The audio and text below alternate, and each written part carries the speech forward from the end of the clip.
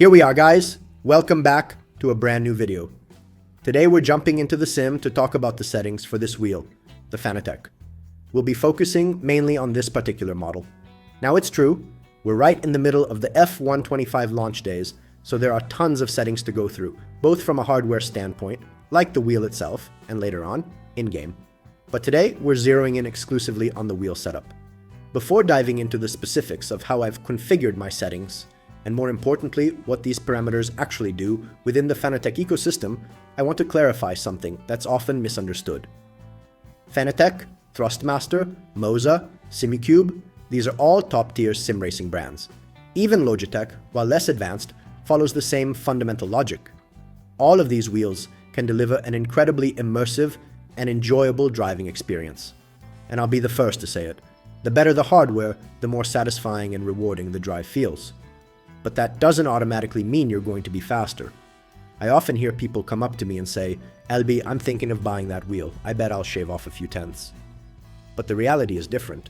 And I say this based on personal experience. Like everyone else, I visited friends and tested all sorts of wheels, from Logitech to Thrustmaster, and of course the Fanatec I use every day. Sure, each one takes a bit of time to get used to, but after that adaptation phase, you'll find you can post pretty much the same lap times across the board. What truly makes the difference isn't the wheel itself. It's your understanding of what it takes to go fast. You need to know how to brake correctly, how to modulate throttle, and, above all, how to coordinate your steering input with pedal control. That's the real key to performance. Everything else, comfort, confidence, maybe a bit more consistency, sure they help, but in most cases, they don't change your actual speed on track. Alright, with that quick preface out of the way, let's move to the next screen.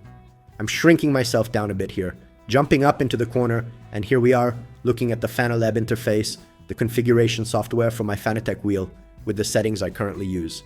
I've expanded each section to take a closer look, starting with the first, steering angle, also referred to as sensitivity. Sensitivity determines how far you have to physically turn the wheel to achieve a specific steering angle in the game. Let me give you a practical example.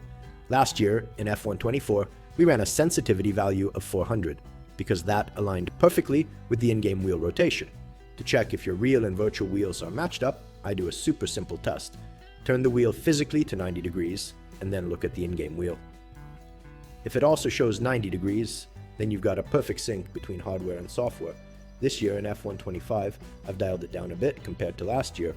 While I was running between 370 and 400 in 2024, I'm now starting with values around 320.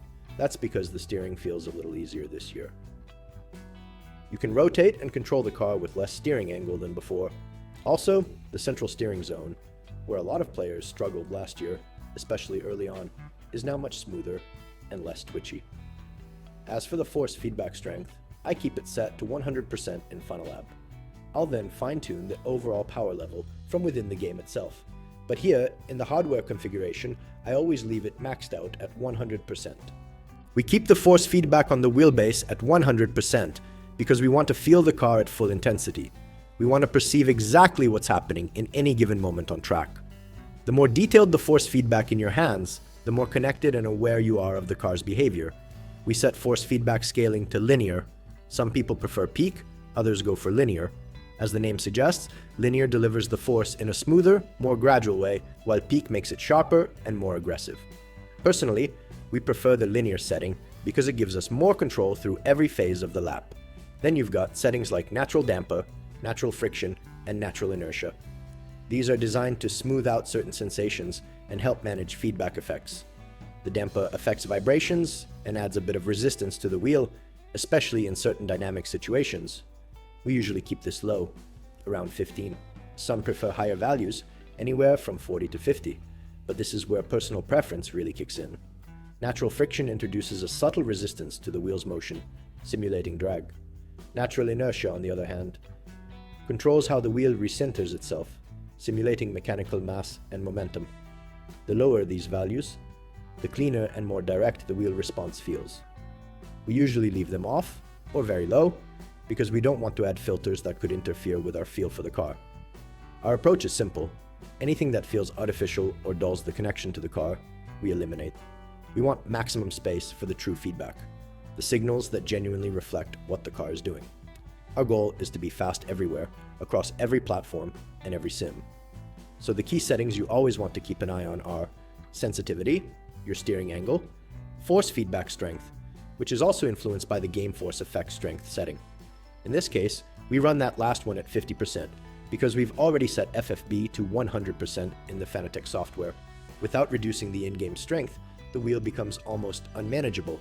These wheels are powerful, and if you don't balance the strength correctly, you'll end up fighting the hardware instead of focusing on your driving. Another parameter is FEI, force effect intensity. This controls how strongly the wheel reacts to surface effects like bumps, curbs, and road texture. We keep it basically at 0. We don't want the wheel to exaggerate what's happening on curbs. We prefer to flatten those sensations out, even if you still feel them slightly. The reason is simple. Sometimes a curb is modeled too aggressively in-game, and you get this sharp jolt through the wheel that makes you think something serious just happened. But in reality, nothing happened. By filtering that out, you gain clarity, and that leads to more precise driving. Spring and damper, as mentioned before, are always off. These are artificial effects that amplify certain sensations, but we don't need them. Our setup is built for pure esports level performance. Now let's talk about one last critical parameter, brake force. You won't find this one in Fanalab. It comes into play when you use load cell pedals, like the Fanatec load cell system.